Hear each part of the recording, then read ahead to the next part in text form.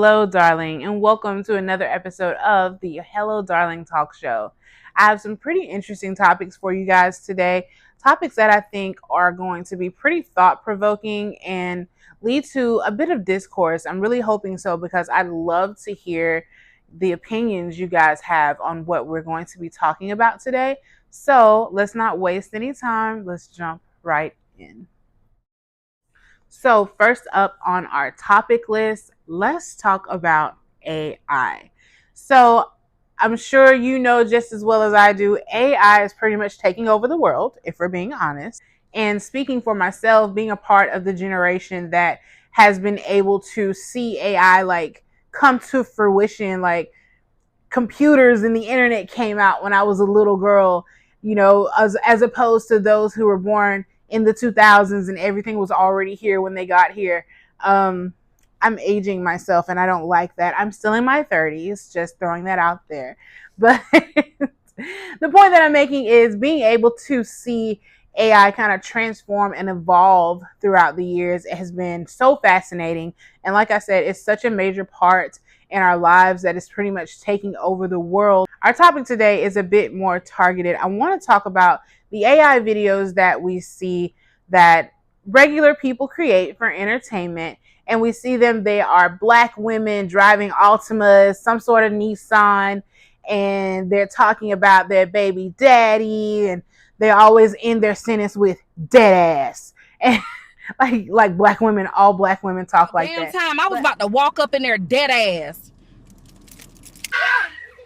Y'all hear me? Because of this government shutdown, they telling me I can't use my EBT in November. I got 6 kids with 6 men. 6! And that's the taxpayer responsibility. I get older. Shoot, I want to have like 20 baby daddies. They all gonna pay me child support. I get my EBT, I'm set. Why don't you just get a job? Oh, no!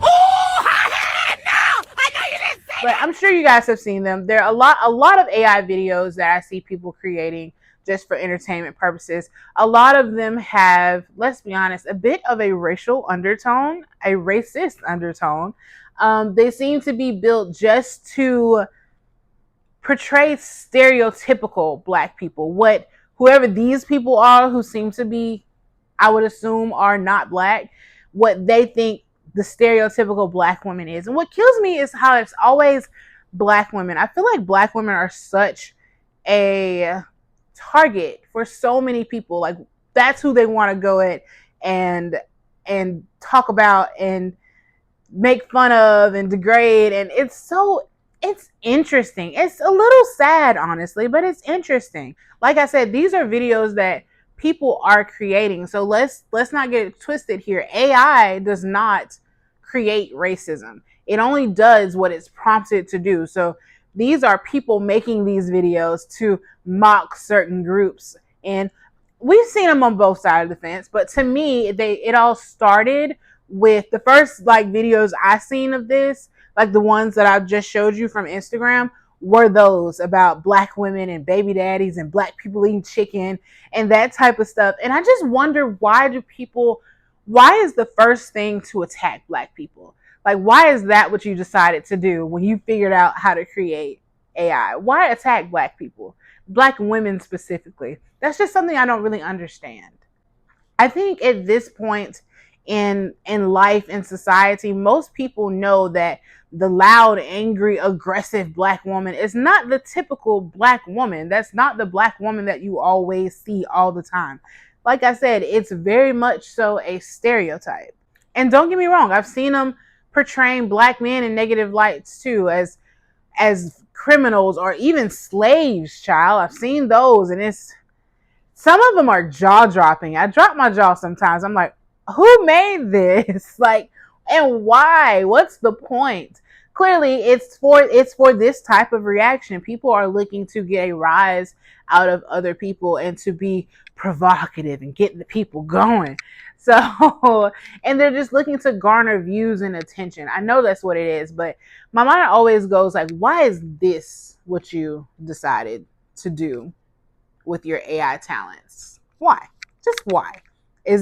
Are you using it as a way to freely express your prejudices because no one knows who you really are? Like, are you cloaking behind AI? Like, I just wonder why this is what people decide to do with it.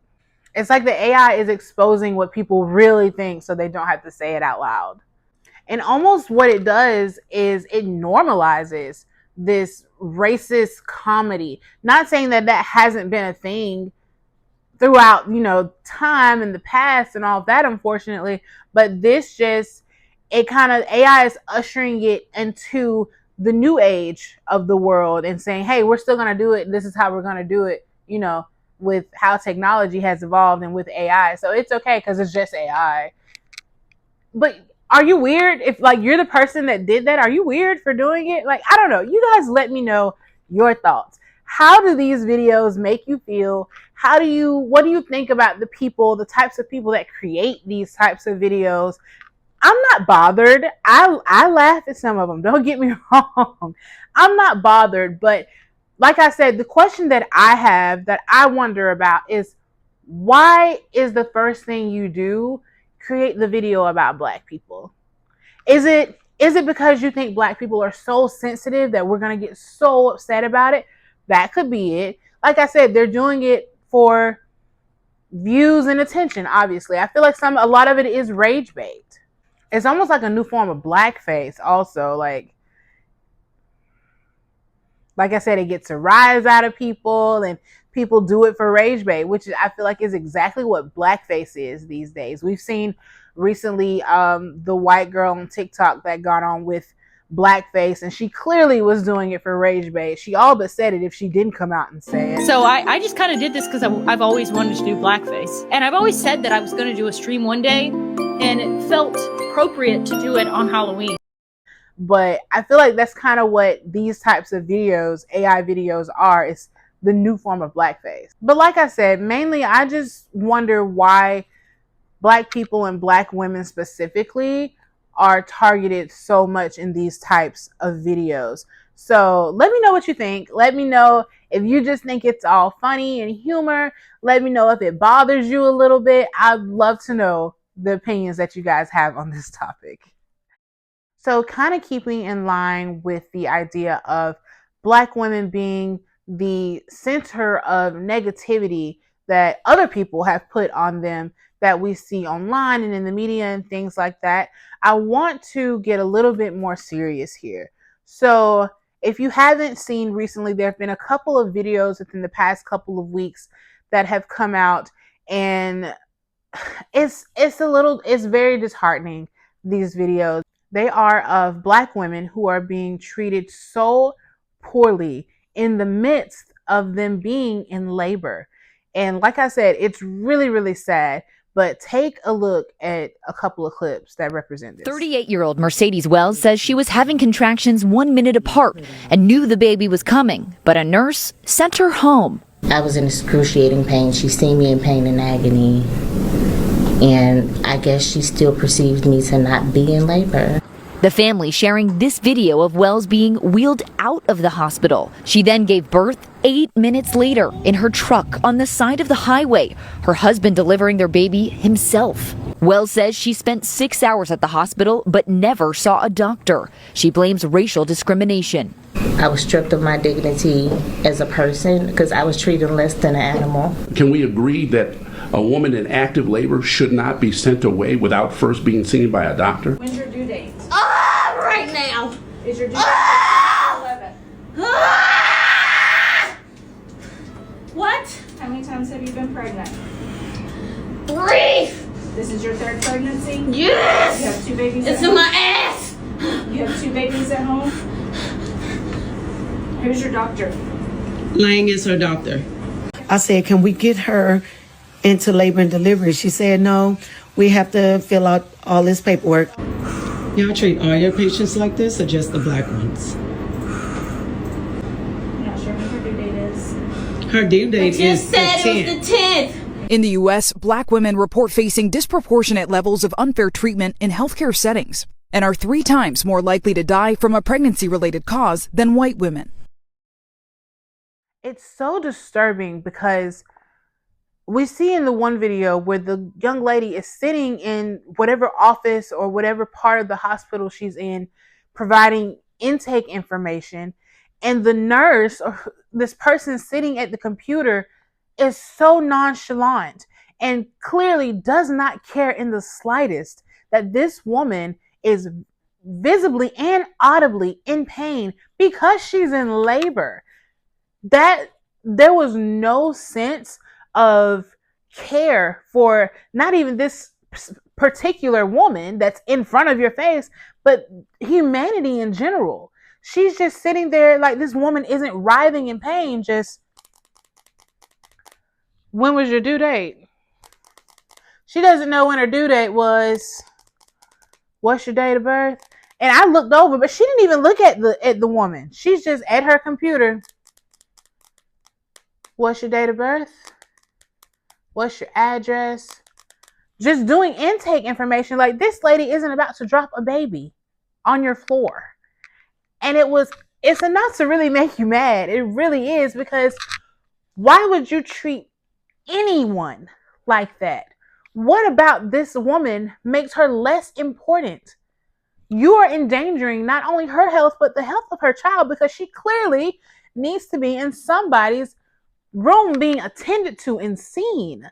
And like I said, it makes you angry. It gets me a little riled up. And then we have the other clip of the woman who is being kicked out, forced to leave the hospital because they don't think she's where she needs to be in labor to be attended to. I'm sorry. Say what now? Like, are you serious?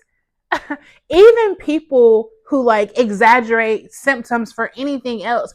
I can go to the emergency room for chest pain, something you can't see on me, and they will take me to a room before anyone else, hook me up to all types of machines just because I say I have chest pain. This woman is very visibly pregnant, very visibly in pain.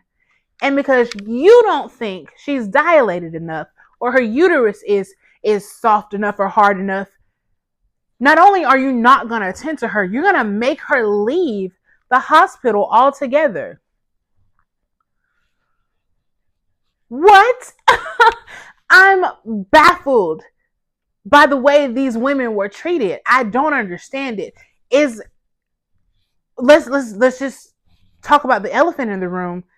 It's clear bias. Because what reasons? These reasons don't make sense. Let's just be honest.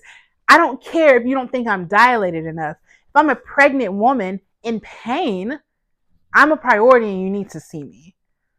If like I said, if a non-pregnant person comes in and they complain of chest pains, you take them straight back to that ER. But someone who's in labor, clearly, you question everything that they say. Who else do you do this to? How many other people have experienced this? And what do they look like? I don't want to be that person, but there's so much documented bias in the medical field when it comes to Black women that it's at the point where these types of things have to be called out. They have to be made public, because if we keep things within us for so long and we just talk about them amongst us and just tell people, oh, well, you know, this, that, and the other, it doesn't do the good that it would do, hopefully, if things are worldwide, if things are being put out there for people to see, which is why it is so important that these videos were posted, because this is such an important message. It's like, hey, Black women haven't just been making things up over the course of time. It's documented in history. We'll just say the biases, because I won't get too deep into the awful things Black women have endured. Just reference like the first stages of gynecology and like the types of tests and experiments that were done to figure out certain things. These things were done to Black women with no medicine, no anesthesia, just figuring things out, being poked and prodded. And it's almost like that's still going on today. Either it's one extreme or the other. It's either that you're doing whatever you want to do with me. In saying that, I'm mainly referencing the case of the young lady in Georgia who was pretty much brain dead but pregnant, that kept her body alive to try to get her baby, deliver her baby. And then or it's either we're not taking you seriously at all, we're sending you on your way, we don't want to see you or touch you, we're not going to do anything for you, you're in pain, who cares?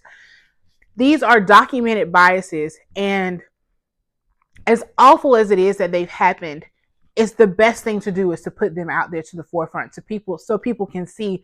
So it's like, hey, this group of people has not been lying for all of these years throughout time.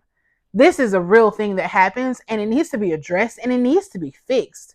For the sake of people's lives, it needs to be fixed. So that's my take on that. As you can see, I got a little riled up on that one because I am a Black woman. I haven't had anyone's child yet, but I'm a Black woman, and to see them being treated that way when they are going through something that should be so beautiful, and it's such a dangerous experience for anyone that goes through it, they should have the utmost care. So to see them doing that, like I said, as someone who hasn't had anyone's child, it's scary.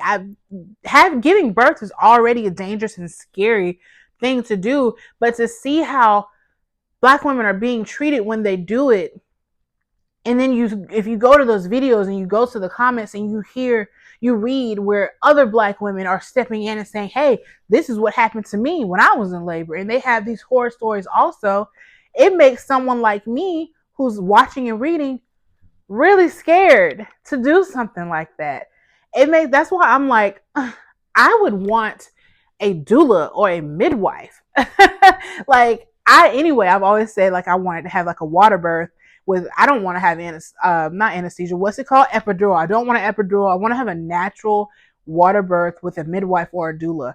And seeing things like that just makes me want to do that even more. And that's sad because hospitals are supposed to be safe places for these types of occasions. So that's how I feel about that situation. You guys, please sound off in the comments and let me know how you feel about how these two ladies in particular were treated, how Black women are treated when it comes to medical experiences, what you think about it. If you have any stories you'd like to share, I'd love to hear what you guys have to say about that. Let's move on to our next topic. Now, y'all, this next topic it's a doozy, and it's a little heartbreaking also, but we're talking about Black women again and how this Black woman in particular was treated. And this also goes to the theme you see online about like nightmare hairstylist horror stories. So this actually happened here in Birmingham, Alabama. A young lady by the name of Jessica Odom, she booked an appointment to get her hair braided. She wanted boho knotless braids. So she contacted the owner of Mama's Gifted Hands African Braiding Shop here in Birmingham, Alabama. They had a text exchange and they agreed upon $200 for her to get her hair braided. But when she got there and she got her hair done at the end of her appointment, the price was different. And that caused, of course, major issues. Take a look. Yeah, record us. Let my hair go. I'm not leaving. Let it go. I'm not leaving. You gotta pay Bro, for I it. got the message. I done paid you exactly what you asked for. You gotta Let pay my the hair phone. go. I don't care. Let my hair go. I don't care. Give me my phone. I'm gonna do a live. Go ahead. Let my hair go. I do the same thing. She's I'm not here. leaving. She don't want you to. She don't want to pay. She don't want you to pay, sir. Man, show the money. Show what I paid. You pay, but we're gonna fix it. You not leaving. Show what I paid. I'm not showing nothing. You didn't pay enough. This is the money, but you're not leaving. Hello? Man, you sound crazy. Yeah, come in. Bro, let my hair go. We cannot leave you because Man, I'm finna sue you, bro. I'm finna sue you. Okay, I'm gonna shoot you too. I said sue. Okay. Now let me go. We're gonna sue you too. Now you wanna threaten me? Yeah, because you hit me first. Man, let me go. Leave. No, I did, bro. Let me go. You're not leaving. We're gonna fix it. Nah, you ain't doing nothing. Let me go. You're not leaving. We're gonna fix this. Bro, let me go. You're not leaving. From la porte. La porte is oh, look at this. She pays $250. You can pay $250 for You didn't say $250 on this. Okay, I told you just pay for the hair. So as you can see, this lady was held hostage and, for lack of a better word, because it doesn't describe what she went through, assaulted by not only the owner of the shop, but her two employees. If you see, that's the owner who is grabbing this woman's hair with both of her hands like she's playing tug of war. And it's The fact that people are bold enough to treat other people like this is crazy to me. Like, she, in that moment, she didn't care about her business, because what do you think is going to happen to your business after that? So, like I said, she's, as you see from the clip, she's grabbing this woman's hair like she's playing tug of war. And her, if you pay attention, one of her employees is not on. I thought the lady was trying to pull her off of her at first, but when you really look, her employee is behind her, and she has the girl's hair too, pulling. So of course they pulled some of these braids out of her hair, from her scalp, from the roots. And I couldn't imagine going through something like that. Like, and it's so funny because I had called not that one, but I was thinking about getting braids, but my natural hair is shorter because, like I've said in my vlogs and stuff, it's nothing for me to shave my head and start over. So I'm about almost 6 months since the last time I did a buzz cut. And I was wondering if the Africans, that's because they have these African braiding shops, I was like, I wonder if they'll be able to grip and braid my hair because it's on the shorter side. Child, after seeing this, I don't care whose African shop I'm going. It is. I don't think I'm going. She's ruined it. And I say that because it's kind of been a thing over the years also, where it's kind of been said that people who have immigrated over here, and they are African immigrants, not like, I'm a Black American born and raised. Speaking of people who have decided of their own volition to move over here from Africa, it's kind of been a thing that they say that they look down on Black Americans. And so, saying that, because the owner of Mama's Gifted Hands, apparently it's now come out that she said online, or was caught on recording, saying somehow, somewhere, that she doesn't like Black Americans and she doesn't need their money. But you're in America, in Black neighborhoods, with a business. Who do you think is frequenting these businesses? Like your business. You braid hair. Black women in America. So what do you mean? Why did you come here then? If you don't like Black women and don't need their money, why did you come here and start a business here? Especially if that's how you're going to treat your customers. So did you do that because she's a Black woman, like a Black American woman, and you just have a deep prejudice for Black Americans? Now, let's go back a little bit. The disagreement came from the price. At the end of the appointment, as I said earlier, they agreed via text message before the appointment that the price would be $200. At the end of the appointment, she wanted to charge her $250.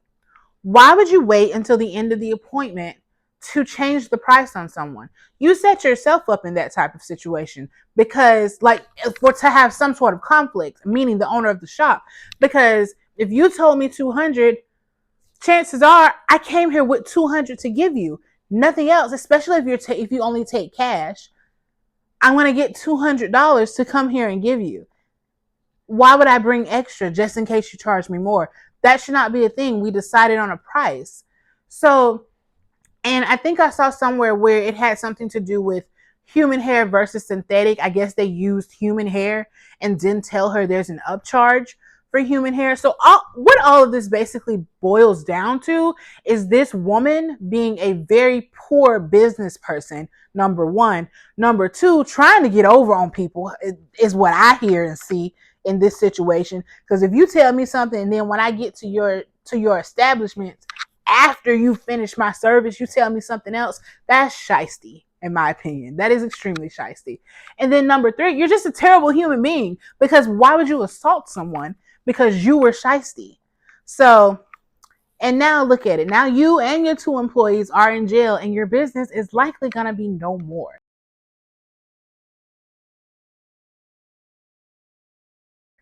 But I feel so sorry for that young lady, because no one should have to go through that, to be assaulted in such a way and have such trauma. Like, her hair was pulled from the root of her head. Like,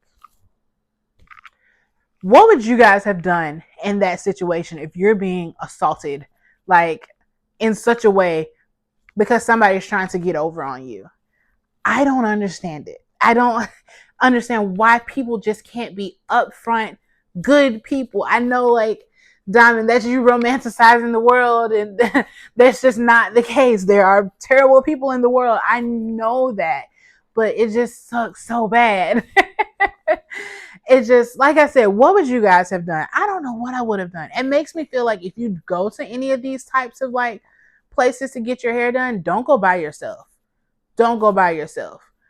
But then they have like, I don't know anything about the African braiding shops. I've never been to one, but I know a lot of hairstylists have it like in their policies or whatever that you can't bring other people. I don't know if they have that there, but situations like that make you feel like you shouldn't go any of these places by yourself.